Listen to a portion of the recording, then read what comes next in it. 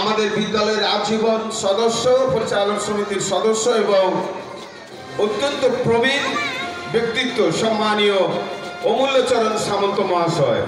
বন্দে মাতরম, বন্দে মাতরম।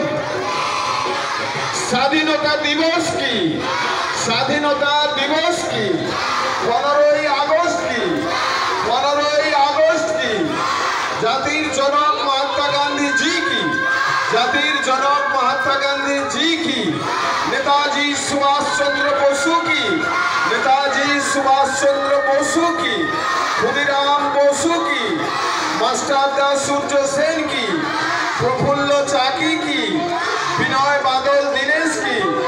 বন্দে মাতরম, বন্দে মাতরম, বন্দে ভারতম। আমাদের দেশের জাতীয় পতাকা উত্তোলন করলাম।